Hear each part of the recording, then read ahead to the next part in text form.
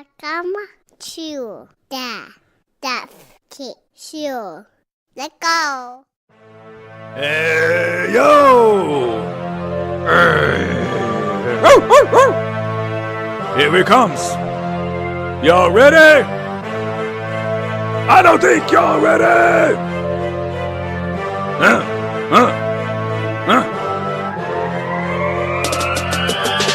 Jeff Key coming at you, the over-circumcised Jew. Travel the world telling jokes, eating eggs with no fucking yolks. Low-cal, SoCal, he pulls out the knife and he strips your gal. This is his podcast, maybe this one will last. Probably not the one that he's got. He's only half minus success. That's why he brought in D to the M to the X. He's finally about to blow. Welcome to the Jeff Key Show. What up, everybody? I made it to Calgary. All right. So, right off the top, I got to say, first show in Calgary tonight, the Comedy Cave. I'll be here tomorrow. Well, this will come out. You guys will probably listen to this tomorrow. So, I'll be here Thursday, Friday, Saturday, and Sunday. 2 shows Friday, 2 shows Saturday at the Comedy Cave in Calgary, Alberta, Canada. Fun show tonight. I really like this club. The owner is a really nice guy. I really get along with him. Anyways, so I made it to Calgary. So, off the top, I have to say, my last podcast I uploaded, and if you listen to it, I drank a bottle of Yellowtail in Seattle, and when I was stuck there, and I put in the title something about like Alaska Airlines sucks something, and I put why I'm not made about it. I put a typo in the title for the podcast episode. I don't know how to go back and change that. I feel like just add some authenticity, you know what I mean, to that whole episode, because I clearly drank some wine and I wasn't made about it, you know what I mean? A sober person would not be mad about it, but I was a little tipsy, so I was not made about it. Here's what I have to say. A little update on Alaska Airlines fucking me over. If you didn't listen to the last episode, I whined a lot about that. So this morning, I go to the airport and I was like, I'm going to double check with Alaska baggage because they broke my bag. They fucked up my bag, which I got as a wedding gift from my family friend, Gail Eisen. And it goes with the set of all my other luggage, which I didn't bring. But anyways, so I go to Alaska baggage service people and I said, hey, I was here last night, blah, blah, blah. This is what happened on my flight. And then they're like, okay, yeah, we heard about that. And I said, okay, yeah. So I go, so my bag is messed up. And, no one ever documented it. Like, no one ever wrote anything down. No one ever gave me a claim or anything, opened a claim. And then they go, oh, yeah, we're not going to do anything about it. And I was like, what? This is how bad Alaska Airlines is. These ladies just, like, in a polite way go, yeah, we're not going to do anything about it. Like, yeah, it just happens. And I go, what happens? You guys broke my bag. My bag's messed up. Like, it's all broken. I go, I had belongings fall out of that pocket that were just like falling out when I saw my bag. And they're like, yeah, didn't even say sorry. All right. Not even like, hey, like, we're really sorry about that. You know, not even like, hey, we're really sorry, but company policy is this. And, I know it sucks. Just like, yeah, we're not going to do anything. Fuck you, basically, is what Alaska Airlines was telling me. So I said, well, that doesn't sound right because you guys broke my bag. I lost things out of my bag. You don't seem to care. You won't even open up any sort of claim. So they gave me a number to call. So I called that number when I was waiting in this super long security line in Seattle, TSA line. And that lady, Michelle, I think her name was Michelle, very nice lady, was like, yeah, we're going to take care of that for you. Send pictures, like it was an international flight. So it pretty much everything should be covered. So, don't worry about it. Like, everything should be fine. Super nice lady, Michelle. And I just got to say, it's very weird. I feel like everybody, I think my point is, the tip is don't listen to the people ever on the ground. Always ask for a supervisor. Don't ask the people on the ground floor or whatever. They're always going to be like, yeah, kick rocks, not our problem. Sorry about that. Fuck off. But then you call somebody with like a little bit more important of a position. They're like, oh, you know what? We're going to take care of that for you. Like, those people actually want to keep you as a customer, which Alaska Airlines, I am not a customer unless other airlines are just 5 times the price, I'm never flying Alaska again. I can't believe how shitty this airline is. But it's like they're worse than Spirit almost, it seems like. Spirit Airlines, no. Spirit Airlines would have been like, what are you even coming to us with that fucking complaint? Hey, fucking Vito, get this fucking guy. And then just someone just breaks my legs or something. Break his fucking legs, dude. This guy's going to fucking complain to us. We're trying to fucking earn some money. Spirit Airlines sucks, dude. But anyways. So I'm glad that's sort of kind of in the process of being resolved, maybe. But lady at Delta, oh my God, lady at Delta was so much better. Lady at Delta, when I was checking my bag, 'cause that's the whole point. That's the whole reason I went to Alaska first. I was like, oh, I'm about to check this on a Delta flight, and I don't want you guys to tell me, oh, well, maybe that happened on Delta, because it didn't. So when I went to Delta, I was like, oh, can you like tape up my bag because it's all broken and shit? And she was like, oh yeah, no problem. And she's like, what happened? I'm like, oh, Alaska Airlines broke it. And then they also told me they're not going to do anything about it. She's like, oh God. She just had that like mom response of like, oh, some people, So that lady's so cool. Love that lady. She was like, oh, it sounds like you got kind of screwed over. She's like, I'm not going to charge you for your bag. It's because I was supposed to pay Delta to check my bag because they had no idea about they knew about the rebooking, but it's not their problem. You know what I mean? So I was going to have to pay again to check my bag. And, so the lady was super cool, and she like quietly goes, hey, I'm going to make your day better. And then she's like, don't worry about it. I had my credit card out and everything. I'm like, oh, I think I need to pay for this bag. And she's like, don't worry about it. I'll make your day better. I like that lady a lot. Like, of everybody I've met in my life, I turned 35 last month. She's probably one of the top 6 people I've ever met in my life. That's how much I love that lady at Delta. So here's what I was thinking, though. The lady I talked to who was cool to me at Alaska Airlines, I always try and be as super nice as possible because think about that. If anyone's listening and you have this type of job, definitely email me or hit me up on social media. The email's in the show notes, thejeffkeithshow@gmail.com, thejeffkeithshow@gmail.com, and on Twitter and Instagram, it's just at Jeff Keith, GEOFFKEITH. But customer service jobs like that, like people that just get complaints all day, you have to come at them nice, right? And even when I'm coming off as nice as I can be sometimes, I could still tell like they get a little upset. Because I was like telling this lady, I go, and then I just kind of explain what happened. I go, and then this happened, and then you guys rebooked me on this flight. And then she goes, okay, before you start with that you guys stuff, and immediately I was like, oh man, she's just hearing people whine and bitch all day and like taking it out on her. And I'm like, oh no, I didn't mean like you. I meant, your company, your airline, whatever.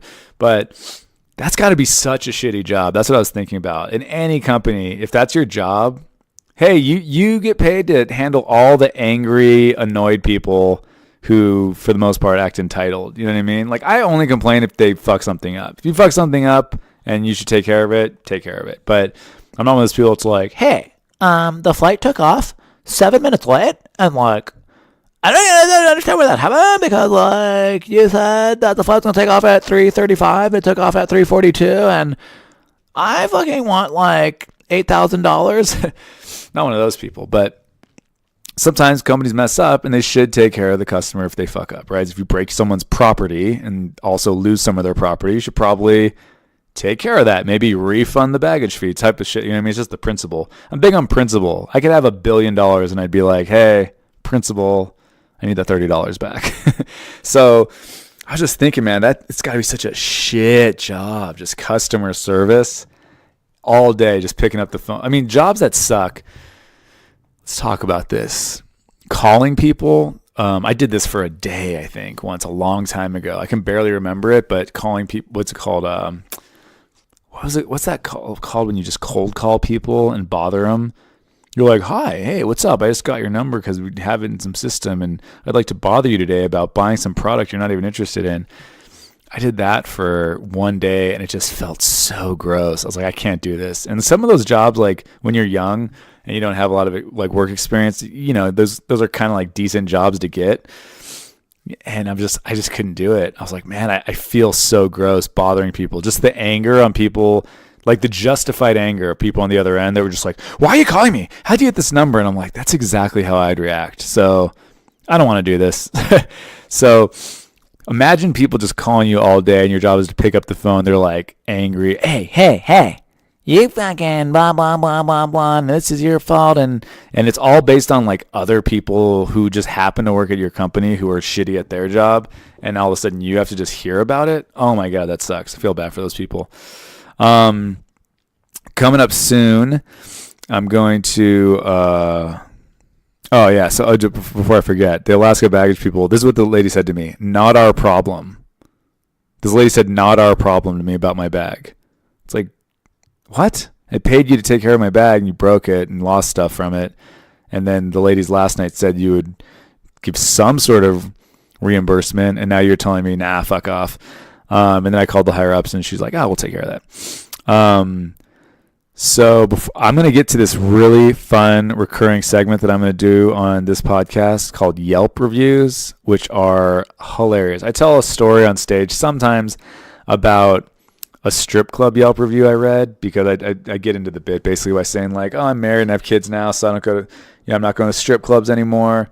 But so what I do now is I just I read Yelp reviews of strip clubs in every city I go to, which is obviously a huge exaggeration. I don't every time I get to a city read Yelp reviews of strip clubs, but I did once and then I made it a joke, and because I read this Yelp review that was hilarious. So fun things, I'll get to this in a second. Fun things to Yelp are fast food restaurants. Just type in wherever you live. Type in McDonald's, Taco Bell. Just type in fast food like Burger King, Wendy's. The type of people who leave Yelp reviews for fast food restaurants are always entertaining. Always. Same thing with strip clubs. If you live in a place that has strip clubs or a place nearby that does, just type in strip clubs, gentlemen clubs. The type of people who leave Yelp reviews at gentlemen's clubs, strip clubs, it's like, who are these people, right? And guess what, guys? A lot of people are disappointed.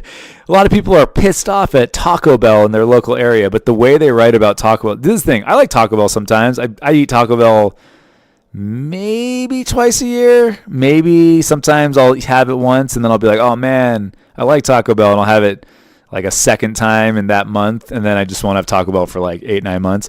But yeah, Taco Bell, it is what it is. But I don't go to Taco Bell going, I am going to Ruth Chris Steakhouse. I am going to Morton's. I am at Spago's in Beverly Hills. Like, you're going to fucking Taco Bell, right? So I'm going to get to that in just a second.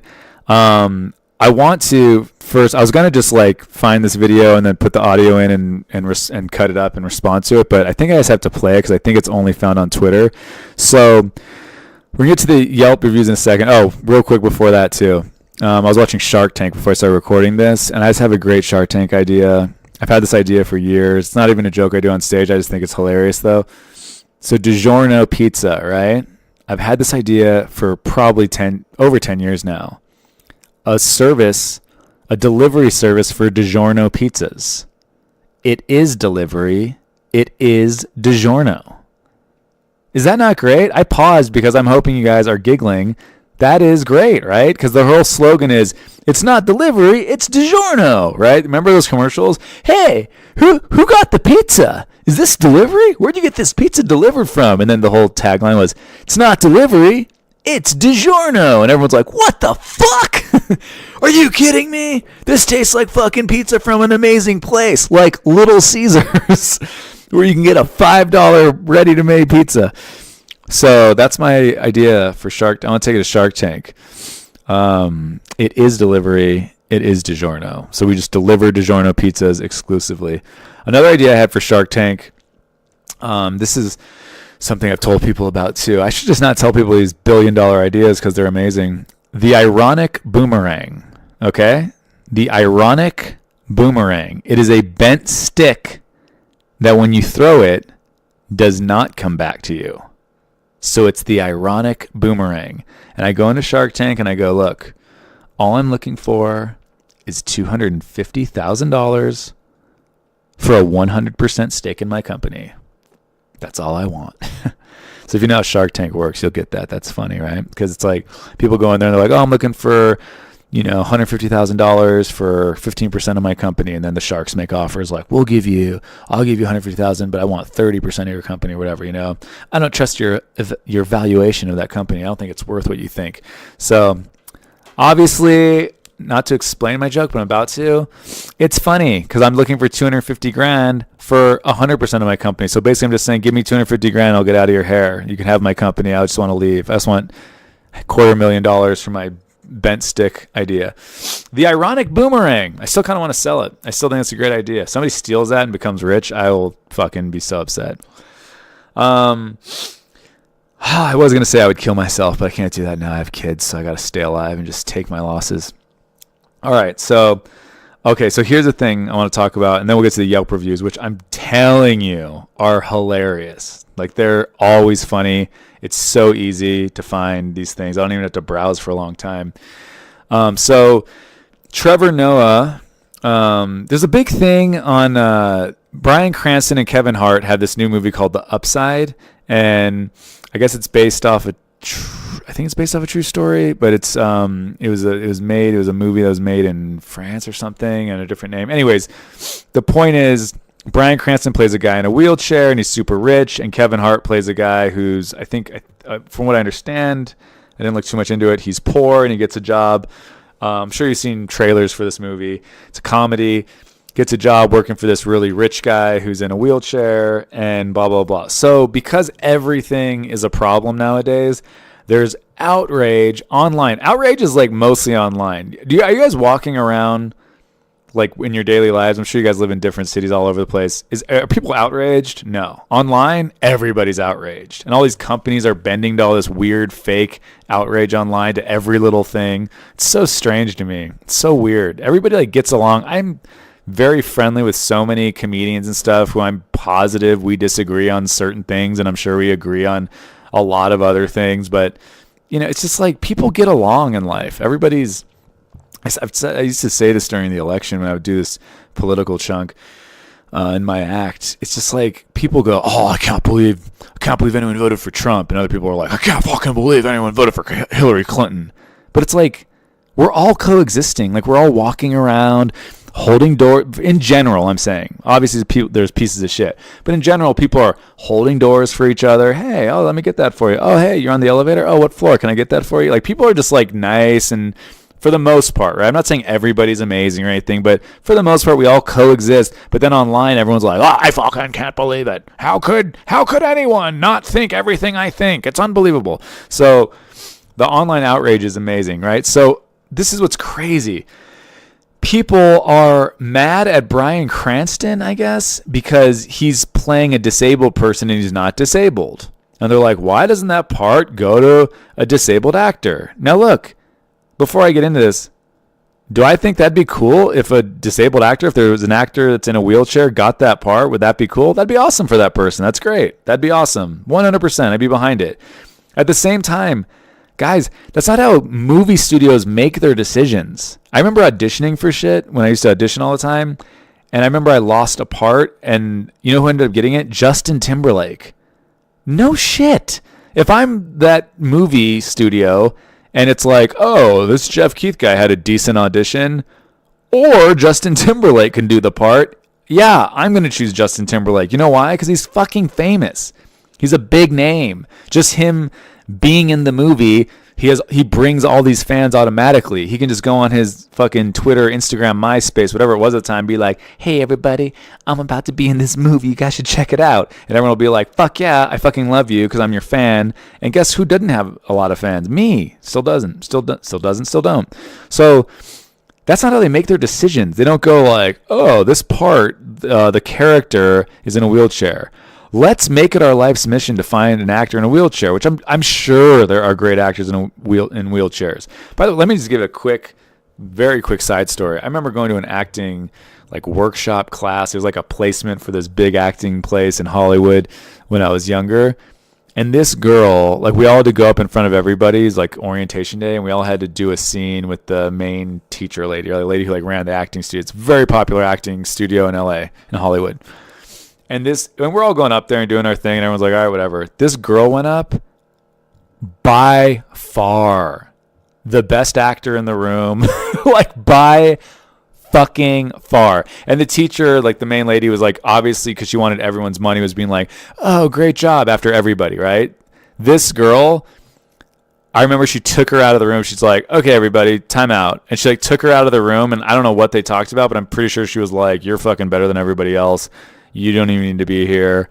I'm going to talk to everyone I know. Like, that's what it seemed like, because this girl was better than all of us, right? But there's the thing. She wasn't super hot. She wasn't super pretty. And not to be a jerk, but that's what, when you're in, I tried to explain this to my wife. Movies, a lot of people don't notice this. In TV shows, like sitcoms, whatever, like, you're just kind of being filmed, and you know, of course they like good-looking people in those too. There's obviously a bunch of beautiful people in TV shows. But movies, your face needs to be like really amazing. That's why you'll see certain, you know, actresses and actors, goes both ways, where you're like, why does everyone think that person's so good looking? I think they're okay. And then if you randomly bump into them in person, you're like, holy fuck, that person's face is ridiculous. I remember the first time I met Ashton Kutcher, I used to think, man, Ashton Kutcher, like, he's a good looking guy, but why does everybody think he's like so hot? Like, he doesn't seem that good looking to me. And then he hired me to do like these secret videos back in the day in 2006, and he was directing them. And when I met that guy, I was like, yeah, his bone structure in his face is fucking immaculate. His facial symmetry is crazy. Like, he's a very, very, very good looking guy. And I know there's probably some people listening right now going like, oh, he's not that good looking. He's fucking good looking.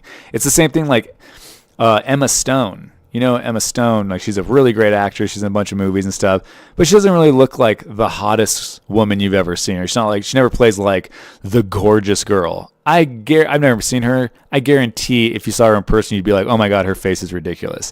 Because that's just, there's a lot of like very, very close, tight shots in movies, and people's faces are just like really symmetric and really good looking. So anyways, my point is that girl I saw that day in that acting class, I don't know who she is. I've never seen her since. She was a phenomenal actress. Amazing. By far the best in that room, and there were probably like 50 of us, right? So my point is, a lot of people are going crazy because Bryan Cranston's not paralyzed, but he's playing a paralyzed person. He's playing a paraplegic, right? So his response was, you know, weeks ago, he's like, I'm an actor. Like, my job is to play people I'm not. And I'm sitting there thinking, yeah, no shit. Like, why is this a big deal? People do this all the time. They're like, oh, like, and it seems like they're doing it all the time now. I don't remember this being a huge thing before. And I get the other side of it, you know. Oh, if you're gay and somebody else gets to play like a really huge role in a movie or a TV show as a gay person, they're not gay. You're like, oh man, I'm really gay. Like, I get that thought process, but at the same time, like, who gives a shit?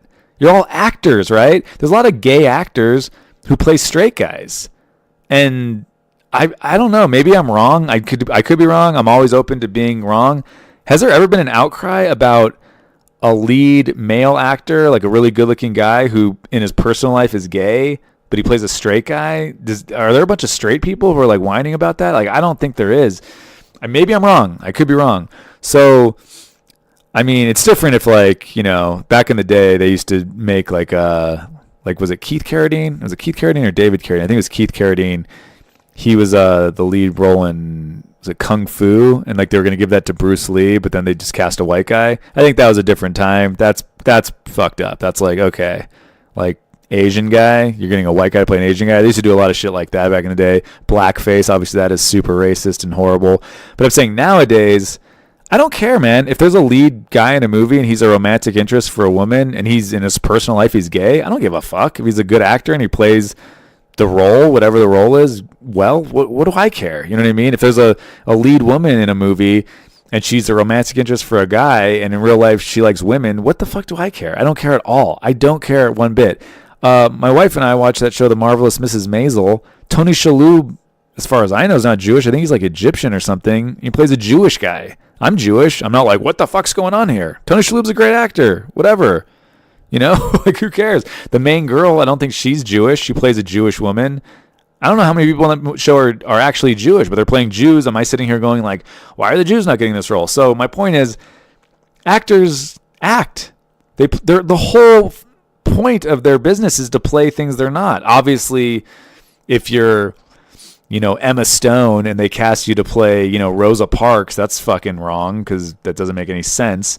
This, what I mean? You wouldn't cast Harrison Ford to play Barack Obama. Like, that doesn't make any sense, right? You'd probably find an actor that, I get it when it's like a physical trait, but if it's like a paralyzed or not paralyzed thing, or if it's a, gay or straight thing, if it's not a physical thing and people can wrap their minds around you in the role, who cares? Will Smith played Muhammad Ali. He did a great job in Ali.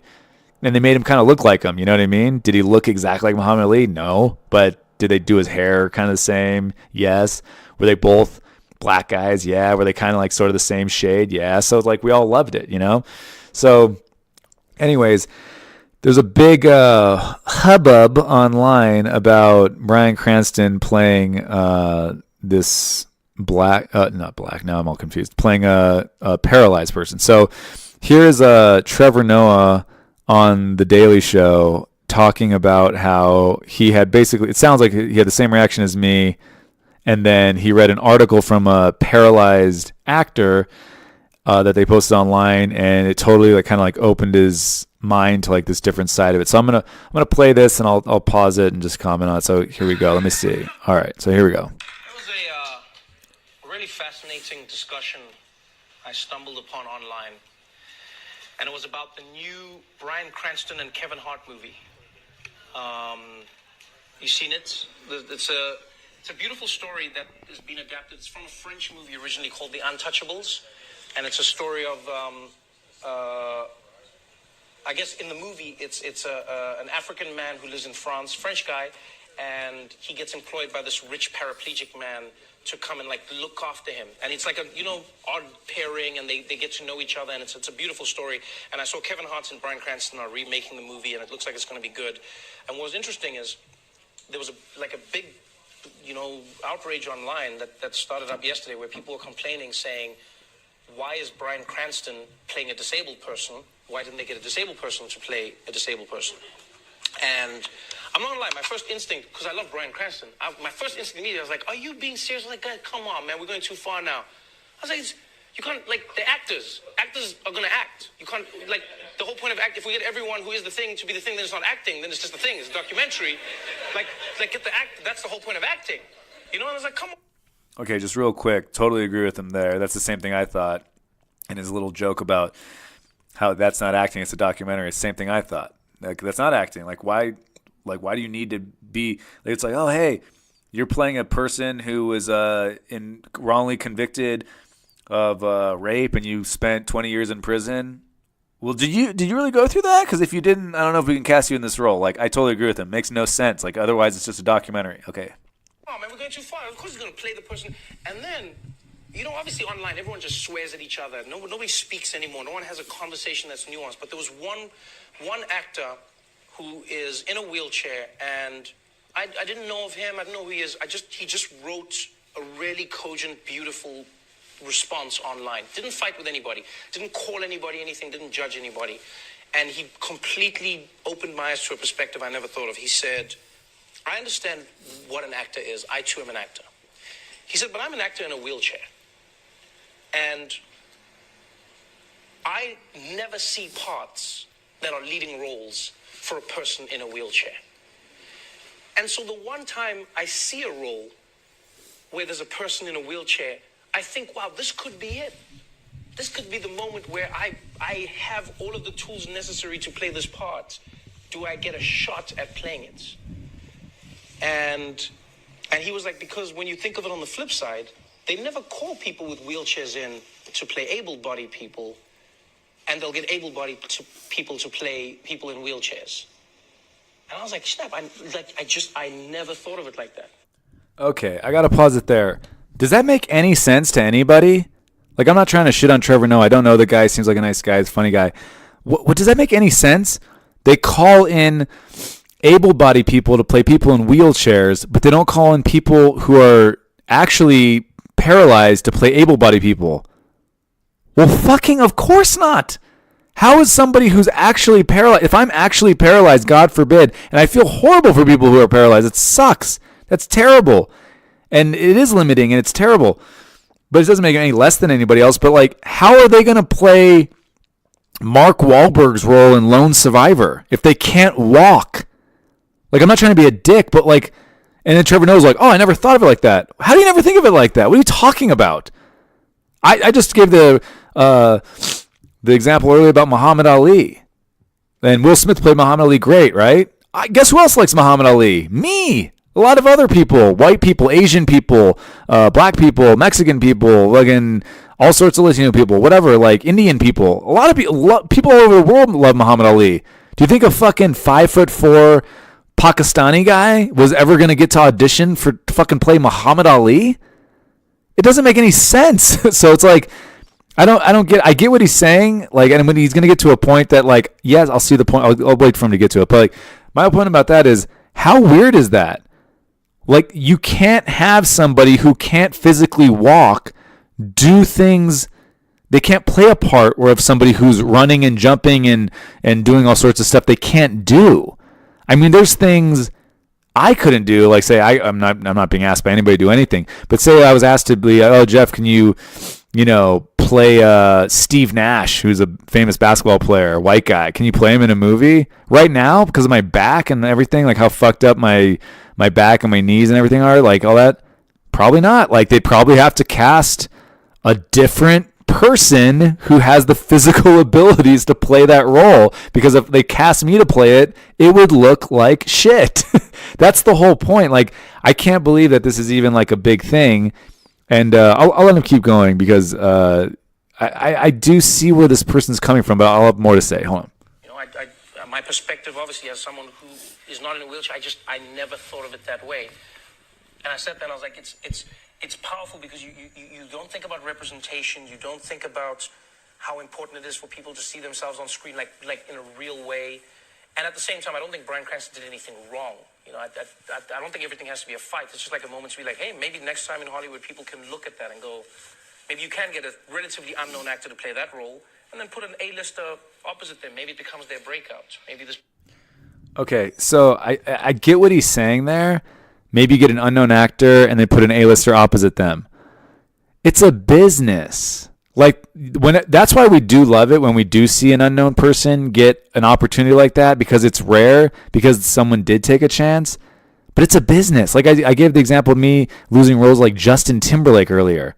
Why did I lose the role of Justin Timberlake? One, he's a really good actor, I think, in my opinion, Justin Timberlake. Also, he's super fucking famous. He's one of the most famous people ever. So if I'm a studio and it's like, oh, Justin Timberlake or this unknown comedian, pretty much totally unknown comedian. Obviously, some people kind of know who I am, but most people don't. Why would anybody, as a business decision, when all you're thinking is, okay, we put this person on the billboard, we make money. If we put this person on the billboard, fuck. Like, shit, I don't know. Will anyone come see it? And then, I mean, this logic that he uses, like maybe next time they could just get an unknown actor and then put an A-lister next to him. That's a great utopian idea, but that doesn't really make any sense as a business model. Unless you have some movie that you already know is, the critics are good behind it and they're going to push it, and, it's like the best script you've ever seen in the last 15 years or whatever, and you can afford to take that risk, and you come across some actor who's amazing. I'm not saying the actor who wrote this, I have no idea who wrote this, the actor in the wheelchair is talking about, and I don't know the person. I'm sure they're a fine actor. Are they an amazing actor? Are they a groundbreaking actor to the point, can they do comedy? Because Bryan Cranston is a very good actor. He also can do comedy, which is not something that a lot of actors can do. So can this person do that as well as Bryan Cranston? Why is there like a crazy assumption that this person can do the role just as well, and kind of an assumption that he can do it better than Bryan Cranston just because he's really in a wheelchair? And again, that fucking sucks. Like, I thank God every day for my health. I thank God every day for my kids' health and my wife's health. And I get that stinks. And of course, there's not a lot of opportunities for somebody in a wheelchair, but I'll try and find the clip. I know I've used Denzel already a couple times in this podcast to close things out, but Denzel Washington has this great Q&A. I don't know if I'll be able to find it, where he talks about the idea that people think that roles should just be written for them. He's like, go out and create your own stuff. Like, go write the role for yourself. And that's, by the way, what a lot of people did. I'm not even like super familiar with the show Insecure, but Issa Rae, that's what she did. She just created a bunch of stuff for herself. She wrote stuff herself and shot it herself and used her friends, and they all collaborated. And then she has this like hit show on HBO. I don't watch it, but I auditioned for it like a bunch of times and never got anything. But like, it's a big show. It's a hit show. Good for her. You know what I mean? Like, so this idea that everybody in the world owes you to write roles that fit your thing because you're an actor, that doesn't really make sense. And I'll try and find the clip of Denzel talking about that, because he's obviously an A-list actor. He's a great actor. He's super famous. He's very successful. And he talks about that. So I just don't, like, if that was the situation, shouldn't they do that for every movie? You cast one A-lister and then the rest of the people get to be new actors that you're trying to break out. You know who did that? Clint Eastwood did that in the movie Gran Torino. If you ever saw Gran Torino, he cast a bunch of unknown actors because he was trying to like give them a chance. If you guys ever saw that movie, the acting was noticeably dog shit. Like, those actors were terrible. They were terrible actors. And Clint Eastwood, who's a good actor, I don't think Clint Eastwood is necessarily known as, you know, being Robert De Niro or, you know, some, you know, Denzel or something. But he looked a million times better than the people he cast around him, because they weren't good. They were not talented actors. They were new, and he did that, and that's an awesome thing that he did that. He gave them all this huge shot, but their fucking acting sucked. So it's like, that's the new norm, just to give people opportunities. That, let me tell you something about acting. Like I said about that lady, that girl who I saw in that acting workshop years ago. I don't know what happened to that girl. And I'll tell you what, she was fucking phenomenal. I have a writer friend who told me once a story about how he knew this girl who was an amazing actress. And he's like, but dude, she's not good looking. There's not a lot of parts for people who aren't really beautiful, especially for women in Hollywood. And like, yeah, that's not great, but like at the same time, people enjoy seeing what they like seeing. And like, you have to create that. You have to create it for yourself. So it is what it is. You know what I mean? Like, in the industry was started by certain people, then people hire who they know. They like, you know, that's how every group of people is. So I just don't know. Before I start rambling too much, it's just the idea that next time maybe we'll cast somebody who's unknown and put them next to an A-lister just to give somebody a shot. I don't think that's what the film business, and again, I'm not even like really in the film business. I've never really been in a movie as like in a big role in a movie or anything, but like, they're trying to make money, and there's nothing wrong with that, by the way. Like, they're putting their money out there. They're investing it. It's very expensive to make movies, especially this movie, The Upside. It looks like it was pretty expensive. You know, it was not like some low budget indie film that cost $100,000. It cost millions of dollars to make. People want to get a return on their money. They invested time. They invested their money. They want to see results. So like, again, Justin Timberlake, Jeff Keith, who are we picking? Anyone out there? I'm picking Justin Timberlake. Who are you guys picking? You guys picking me? Because I'm picking Justin Timberlake. All right, let's listen to the rest of this. Becomes the thing that blows them up. And that's where you realize like how powerful representation is. Because if you're a person in a wheelchair, and how many movies come along where the lead character is in a wheelchair? There's virtually none. And I honestly, even myself, I was like, oh man, I have to try and understand that a little bit more. It was eye-opening. And I did understand. Okay, so that's my point. I totally agree with Trevor Noah. There's not a lot of movies with people with wheelchairs as the lead. I totally agree. Like, that's weird to me that's eye-opening for him. He hasn't thought about that. I mean, I'm not saying I actively think about it, but like, he doesn't realize that. Does he go to the movies? Does he watch trailers for movies? Are all the superheroes in the Avengers movies, are they all in wheelchairs? No, like, this is pretty obvious stuff. Like, I don't even get how this is an interesting thing, or not interesting. I don't get how it's like a difficult thing to grasp, you know?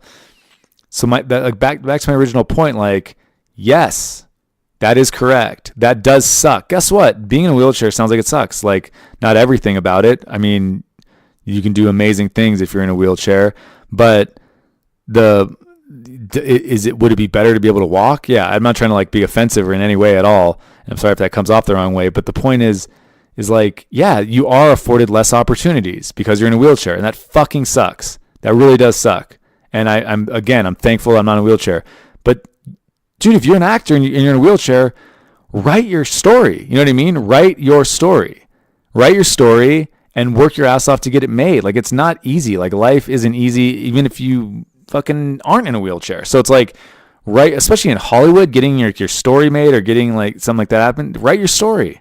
You know what I mean? That girl, who played Precious, I can't remember her. I know it's Gabrielle Sibude or something. I can never pronounce her name. She's a great actress. That girl was awesome in Precious. And guess what? She got other roles after that. Was Hollywood writing a bunch of roles for like really overweight women like that? No. And that's just, it is what it is. So like, you got to go out there and you got to, write stuff like that. Luckily for her, that role for Precious came along and she fucking killed it. She was great. But it's like, the idea that everybody in the world owes you something is such a weird concept for me to grasp. All right, this is almost done. When he said it like that a bit, because I remember when they announced The Lion King was going to be made in America. They were like, The Lion King's going to be made. They're looking, and I was like, my phone's going to ring, right? I was like, because I was like, the whole time I was waiting, and then they were like, Beyonce's gonna be. I was like, okay, cool. Beyonce and then they were like, another person was like, and then they were like, Donald Glover. I was like, okay, good, and I was just like waiting. I was so ready to be in The Lion King that every time my phone rang, I didn't even hesitate. I'd answer. It'd be like, I was like, nah, like, oh, hello? No, I already have insurance. Thank you. Okay, thank you. But why? Yeah, because I might be in The Lion King. That's why. Well, thank you. Thank you very much. I hope they think that too. Thank you very much. All right, bye. All right. So, I mean, kind of, you guys got up to the point. At that point, he just starts being funny and saying, because he's African, he thought he was going to be in The Lion King, and he didn't get called, and he just starts kind of making jokes about it. And at first, it comes off kind of like a little, presumptuous, like, oh, I should be in that huge movie because whatever. But he's just joking around about it. And by the end, like, the audience is moaning, like, oh, like, we're sorry for you. And he's like, guys, I'm doing great, So, anyways, you're just being funny from that point on. But anyways, that was just like mind-boggling, like the idea that people think everything should be, written for them and all this stuff. Like, some things in life just suck. Okay, so all right. On a lighter note, let's just read these Yelp reviews, and then we'll get out of here. I'll try and find that Denzel audio. Hopefully I can. If not, whatever. So here is this is a segment I am looking forward to doing. You guys email me at The Jeff Keith Show. It's in the show notes. thejeffkeithshow@gmail.com. So TheGeoffKeithShow@gmail.com. Let me know if you like this segment, because I find it so funny, and I do comedy for a living. So if you guys don't find this funny, I don't know what I'm doing with my life. But also on Instagram, Twitter, at Jeff Keith, just my name, GeoffKeith. And guys, again, if you can please just go and rate the podcast 5 stars. It helps so much if everybody just goes and does that. If you want to write a review, that'd be awesome too. It's a good review. And but the 5-star thing takes literally half a minute. You just type in the GK show. I mean, if you're listening to this, you're already on the page, and just click 5 stars. So thank you in advance for that. So this is from J to J, and she is writing about Taco Bell. Okay? Watch how fucking funny this is, guys. What would you do if you saw what would you do if you saw a customer giving a cashier a fake $50 bill? I ordered food at Taco Bell / Pizza Hut restaurant yesterday at around 8 p.m. Love how she calls it restaurant. I still have the receipt. Okay, thanks. And the short Hispanic guy with scar on his chin wearing a dark green shirt with, quote, down and dirty, end quote, label on the back was ordering food. I noticed a dollar with white and bluish color. I thought that could be money from another country. I thought, cool, Taco Bell accept all foreign currencies. But I looked again, ... It had President Grant's face on it. The Hispanic cashier gave him $20, $5, and $1 and other changes. And she was trying to hide the fake money so her boss and coworkers won't see. She noticed me and tried to give me free drink. I nodded my head and stared at her. I don't want her to get fired or anything. She looked like she was tired of helping that man to steal. I guess he must be a gang member. And she was afraid of him. I don't know. She looks like a sweet person. So I just sat down.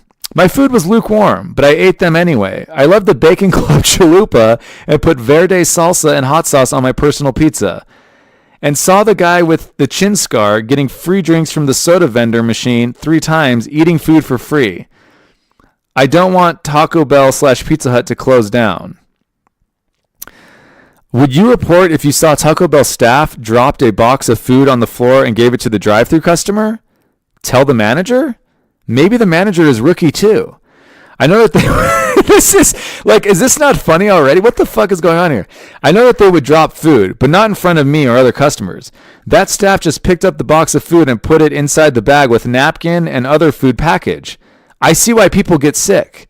After I ate, I just helped the staff clean up, picking up trashes off the floor, and left. That is so funny. Do you want to know what this review is? 3 out of 5 stars.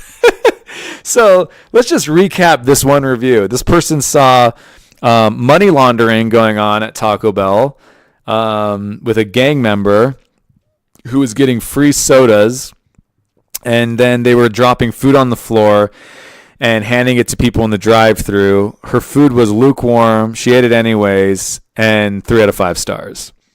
So there you go, guys. That's the first review. J to J, Taco Bell. Next review, Andreas Y. 1 star. The portions that fill their burritos and tacos with are smaller than other Taco Bells. What the fuck kind of sentence is that, guys? I'm going to read that again because I felt like I just got stupid reading that. The portions that fill their burritos and tacos with are smaller than other Taco Bells. They also seem to overwork their help and run understaffed for the amount of traffic. The help here is great, good service, and sincere people. It looks like a sure management issue, bad business.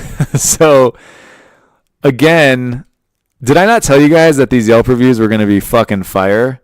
Like, how great are these Yelp reviews? This one's short. Andreas Y. 1 star, 1 out of 5. The portions that fill their burritos and tacos with are smaller than other Taco Bells. They also seem to overwork their help and run understaffed for the amount of traffic. The help here is great, good service, and sincere people. It looks like a sure management issue, bad business. Sincere people. They are sincere. These people, when they're handing me my shitty rat meat tacos, are very sincere. Let's move on to Lucky K. 1 out of 5 stars.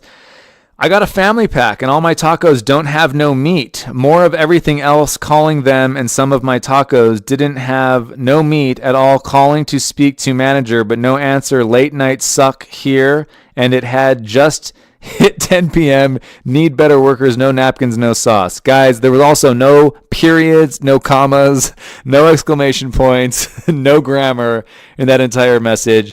So I know I tell you guys to listen to me on 1.5 speed because sometimes I talk slow. Let's move this down to half speed and listen to this again.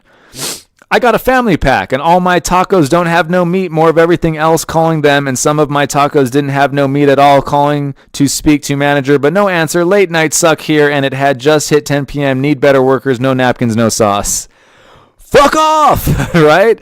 Lucky K's never going back to that Taco Bell. So next one. Okay, this is still Taco Bell. And then we're going to move on to strip clubs. So I think it's 2 more for Taco Bell. Yeah, and then we got strip clubs. Emily J. 1 out of 5 stars for this Taco Bell. Not only did the app mess up my order time from 12:45 p.m. to 10:30 a.m., when I tried calling, no one picked up. I am very, very pissed, and I will not be eating there again. Okay, so obviously that one is not the funniest review. Still pretty funny. You're ordering Taco Bell through an app. Just go to fucking Taco Bell, okay? Taco Bell was meant for the drive-thru. I feel like when you walk inside a Taco Bell, they're like, what are you doing? Get in your car and get outside. Go through the drive-thru. So she's ordering Taco Bell through an app. The app messed up. How does the app mess up 12:45 p.m. to 10:30 a.m.? That seems like maybe human error, Emily J. I think that one might be on you. So she tried calling and no one picked up. Have you ever... Guys, anyone listening, have you ever been at a Taco Bell and seen somebody pick up the phone and start talking to a customer? Who calls Taco Bell? I don't know anybody. I know a lot of people. I don't know anyone who's like, yeah, dude, the other day I called Taco Bell. I'm like, time out. You called Taco Bell? Called Taco Bell, bro. I like to dial in when I go to Taco Bell. Oh yeah? Do you fax Del Taco too? What are you talking about, you nutcase? All right, last one for Taco Bell from O'Shea H. Excuse me. I placed my order first, then asked the cashier, Candace P., for the restroom code. I didn't hear her clearly the first time, so I asked her to repeat it. She gave me the biggest attitude, even though I was polite to her. The icing on the cake, there was a homeless lady sleeping in the bathroom. I won't be spending my hard-earned money here ever again. It's like, dude, your hard. I'm not trying to take anything away from O'Shea H., but your hard-earned money that you're going to Taco Bell, bro. How much hard-earned? I'm not saying you didn't work hard for your money. I'm not saying that money's not hard-earned, but how much hard-earned money did you spend at Taco Bell? $6? Like, what are we talking here, O'Shea? First off, dude, she gives me attitude about the bathroom code. Then I go in the bathroom. There's a homeless lady sleeping in there at a Taco Bell. It's like, dude, where do you think you are? The Ritz-Carlton? Yeah, there's homeless people in the bathrooms. All right, let's move on to Gentlemen's Club strip reviews. Gentlemen's Club strip club reviews. And then we'll wrap this up. I'll try and find that Denzel audio, but even if I don't find it, at this point, you guys have to be having a good time with these Yelp reviews. Zach W., 3 out of 5 stars. The place is too dark to really enjoy. This is a strip club. The place is too dark to really enjoy seeing the sexy parts. I had a really good lap dance. Very exciting for $40. This guy wrote $40, by the way, with a $40.00. Like, is there a lap dance that costs $40.37? Is that a thing? Is there a strip club that's like, oh, this lap dance will be $37.82. It's like, okay, cool. Let me just get my pennies and my nickels and dimes and quarters together. Very exciting. Back to the review. Very exciting for $40. I was touchy. This guy's bragging about being touchy. I was touchy, but when I went back to get the VIP treatment, I realized that it's a big trick. Oh, no way, bro. I was tricked. LOL. I must be a real trick. Anyway, it was very fast and a real waste of $100. I left thinking I would have saved $150 if I stayed home and beat my meat. So, my advice is just stick with the regular dances. Thanks, Zach W. We appreciate it, and we're all picturing you beating your meat to 3 out of 5 stars. Janine J. She's right. Oh, what the fuck happened there? She's writing about the same place. All I have to say is that I spend my money here like nobody's business. I paid for a lap dance and a ratchet ran out on me. It's not even about the money. It's about the principle. Oh my God. I love it when people are writing Yelp reviews of strip clubs citing the principle. Hey guys, it's just the principle of the matter. When I come to a nice establishment like Bank of America, I expect some professionality. So I paid for a lap dance and a ratchet ran out on me. It's not even about the money. It's about the principle. I hope she enjoyed that. Hope you went home happy, Marie. More where that came from. I'll always remember your face, period, 2 exclamation points.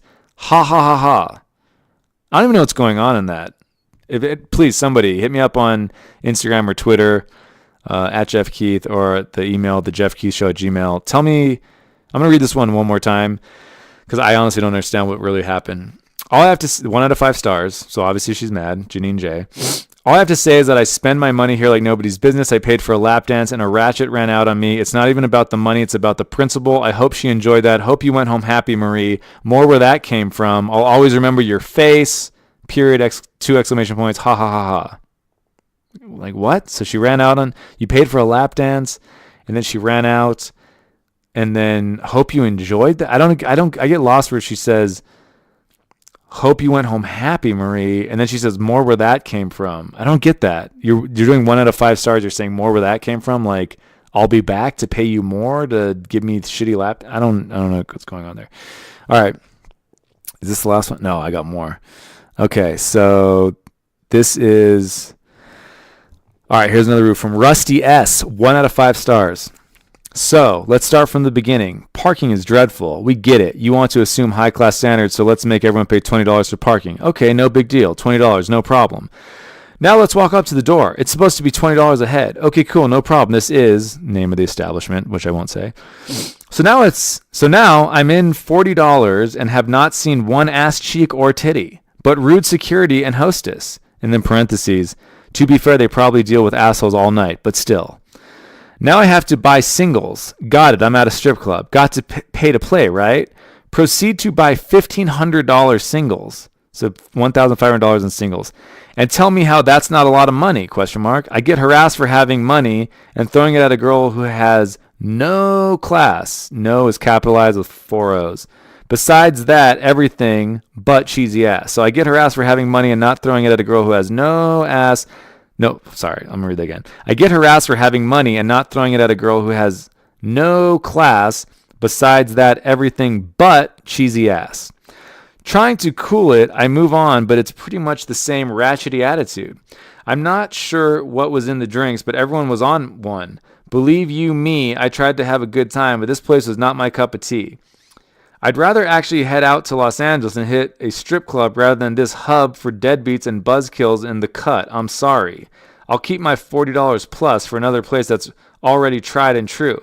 I may give it another shot, but goddamn, $40? Just to be disappointed? We'll see. He wrote goddamn G-A-H, so respect to the almighty. I appreciate that, Rusty S. That was a good review. All right. I have a couple more reviews. All right, I'll get through this fast. Dalen R, 1 out of 5 stars. To me, the place was unprofessional. The females at the door, super rude, charging different price to people. I pay $40 to get in. An hour later, a fight break out. There was a mix. By the way, guys, when I read the word there in a Yelp review, just assume that they're always spelling the wrong version of the word there. There was a mix up with the area, and because there was nobody working the section, people was placed wrong. People was placed wrong? And this motherfucker? The security came and didn't even escort them out, and DJ talking about, quote, shake that shit off. That's a no for me, especially when y'all got stars coming in. I don't know what that means. Is she talking about Yelp stars? I read this earlier, obviously. Is she talking about Yelp stars, or is she talking about stars like there's famous people coming in here? So I'm going to read the last 2 sentences. The security came and didn't even escort them out, and DJ talking about shake that shit off. That's a no for me, especially when y'all got stars coming in. No idea what this lady's talking about. This is Dalen R. All right, Alexander M, 2 out of 5 stars. This is just another twerk club. They charge for every little thing, $20 to park in their lot, $20 at the door, and 10% if you want ones. The girls are typical twerk club dancers, all tatted up with giant cheese asses. Heaven forbid if you don't make it rain, or if you do, don't make it rain enough, the dancer will hit you with real attitude. We'll never go back. 2 out of 5 stars. So I wonder what that extra star was for, because he didn't give 1 out of 5 stars. And is it just me, guys? Are we hearing a lot of talk about cheese asses? Is that like a strip club term? Is that lingo for strip club goers? Cheese asses? A lot of cheese asses? All right. Let me see. All right, this last one. Fern W. Looks like Fred. Fern W. Fern? Your name's Fern? You're going to a strip club? I'm already disgusted how they handle business! 5 exclamation points. I heard and seen this place from a friend and want to celebrate my 35th. However, all caps, the woman who answered was I'm sorry, guys. I heard and seen this place from a friend and want to celebrate my 35th. However, the woman who answered was, all caps, rude as fuck, and hung up on me. Then I called back to back 10 times calls being rejected and not answering. So this is how y'all conduct business? Yeah, I'm good, fam. Y'all hella lost out on potential money. F you. So there's a lot of capitalization going on in this one. There's a lot of exclamation points. So this is our last review, so I'm going to read it one more time. Excuse me. I'm already disgusted how they handle business. I heard and seen this place from a friend and wants to celebrate my 35th. However, the woman who answered was rude as fuck and hung up on me. Then I called back to back 10 times, calls being rejected and not answering. So this is how y'all conduct business? Yeah, I'm good, fam. Y'all hella lost out on potential money. F you. All right, guys. Thank you so much for listening. I hope you're enjoying these podcasts I'm putting down. The Yelp review section is coming back for sure. I thought this podcast was going to be like 20 minutes long. We're at an hour already. I'm going to try and find that Denzel audio. Hopefully I find it. If I don't, thanks so much for listening, guys. Please go rate and review the podcast 5 stars. It helps me out so much. Send me an email. Hit me up on Instagram, Twitter, at Jeff Keith. And as always, I got my other podcast I do with my buddy Ian, the ENG podcast. So that's in the show notes. Check it out. All right, guys. All right, everybody, I'm back to tell you I just searched for about 30 minutes. I could not find that Denzel interview I was talking about. I'm telling you it does exist. I'm going to keep looking for it, but just for the time being, because it's almost 1 a.m. and I'm staying up late after a show to try and put out another podcast for you guys.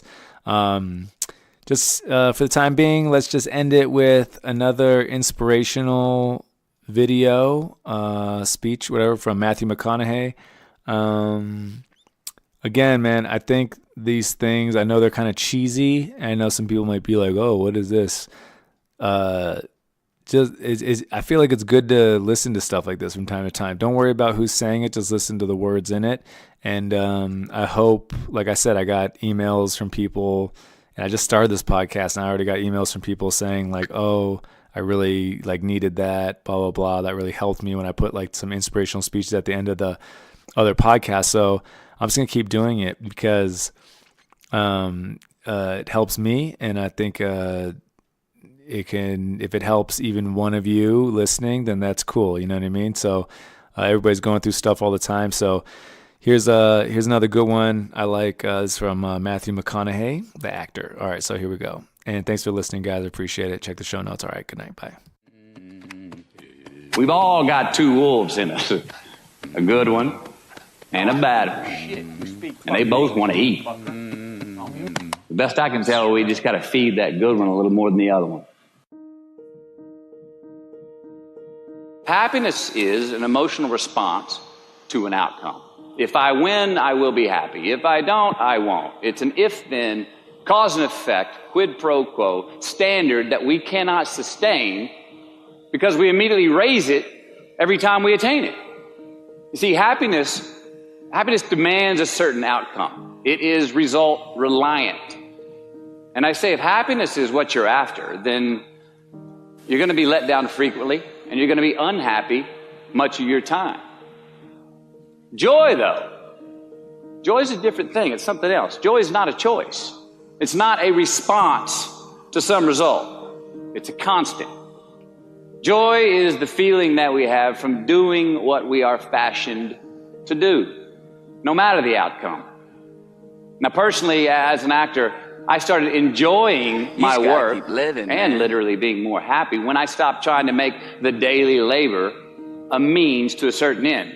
For example, I need this film to be a box office success. I need my performance to be acknowledged. I need the respect of my peers. All those are reasonable aspirations, but the truth is, as soon as the work, the daily making of the movie, the doing of the deed became the reward in itself for me, I got more box office, more accolades and respect than I ever had before. See, joy is always in process. It's under construction. It is in constant approach, alive and well in the doing of what we're fashioned to do and enjoying it. Now, the easiest way to dissect success is through gratitude. Giving thanks for that which we do have, for what is working. Appreciating the simple things we sometimes take for granted. We give thanks for these things, and that gratitude reciprocates, creating more to be thankful for. It's really simple, and it works. Now, I'm not saying be in denial of your failures. No, we can learn from them too, but only if we look at them constructively, as a means to reveal what we are good at, what we can get better at, what we do succeed at. All right, life's a verb. We try our best, we don't always do our best. And since we are the architects of our own lives, let's study the habits, the practices, the routines that we have that lead to and feed our success, our joy, our honest pain, our laughter, our earned tears. Let's dissect that and give thanks for those things. And when we do that, guess what happens? We get better at them, and we have more to dissect. It's a get-rich-quick on the internet, richest 15 minutes of fame world that we live in, and we see it every day. But we all want to succeed, right? So the question that we got to ask ourselves is what success is to us, what success is to you. Is it more money? That's fine. I got nothing against money. Maybe it's a healthy family. Maybe it's a happy marriage. Maybe it's to help others, to be famous, to be spiritually sound, to leave the world a little bit better place than you found it. Continue to ask yourself that question. Now, your answer may change over time, and that's fine. But do yourself this favor. Whatever your answer is, don't choose anything that will jeopardize your soul. Prioritize who you are, who you want to be, and don't spend time with anything that antagonizes your character. Don't drink the Kool-Aid, man. It tastes sweet, but you will get cavities tomorrow, all right? Life is not a popularity contest. Be brave, take the hill, but first answer that question, what's my hill? Well, for me, it's a measurement of 5 things. We got fatherhood. We got being a good husband. We got my health, mind, body, and spirit. We got career, and we got friendships. These are what's important to me in my life right now. Because I want to keep all 5 in healthy shape. And I know that if I don't take care of them, if I don't keep up maintenance on them, one of them is going to get weak, man. It's going to dip too deep into the debit section. It's going to go bankrupt. It's going to get sick, die even. So first, we have to define success for ourselves. And then we have to put in the work to maintain it. Take that daily tally. Tend our garden. Keep the things that are important to us in good shape. Defining ourselves by what we are not is the first step that leads us to really knowing who we are. You know that group of friends that you hang out with that they really might not bring out the best in you? You know, they gossip too much, or they're kind of shady. They really aren't going to be there for you in a pinch. Or how about that bar that we keep going to that we always seem to have the worst hangover from? Or that computer screen, right? That computer screen that keeps giving us an excuse not to get out of the house and engage with the world and get some real human interaction. Or how about that food that we keep eating? The stuff that tastes so good going down, it makes us feel like crap the next week. We feel lethargic and we keep putting on weight. Well, those people, those places, those things, stop giving them your time and energy. Just don't go there. I mean, put them down. And when you do this, when you do put them down, when you quit going there, and you quit giving them your time, you inadvertently find yourself spending more time and in more places that are healthy for you, that bring you more joy. Why? Because you just eliminated the who's, the where's, the what's, and the when's that were keeping you from your identity. Like, trust me, too many options, I promise you, too many options will make a tyrant of us all. All right, so get rid of the excess, the wasted time. Decrease your options.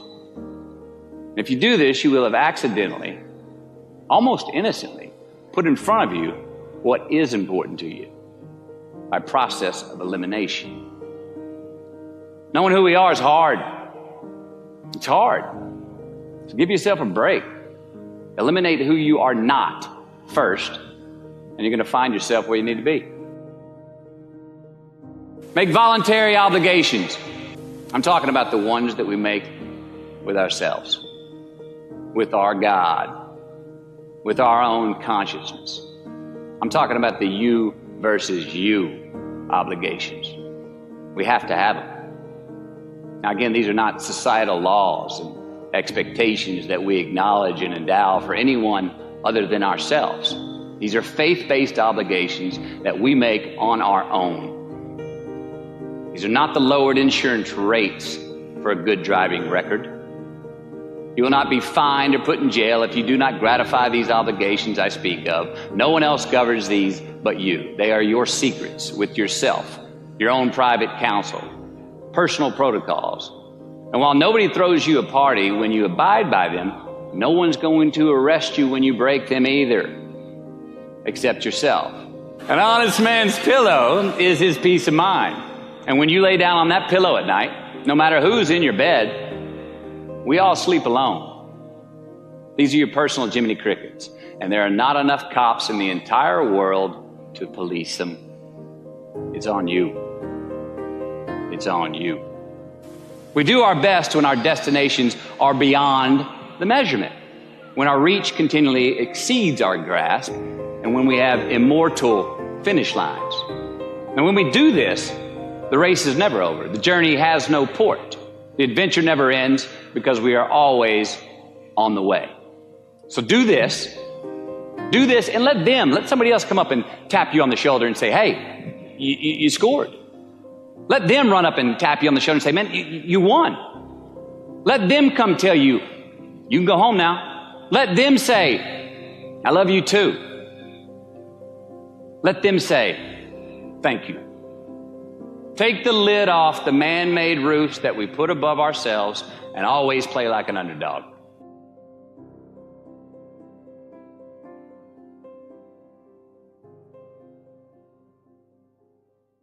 Thanks for letting to my daddy.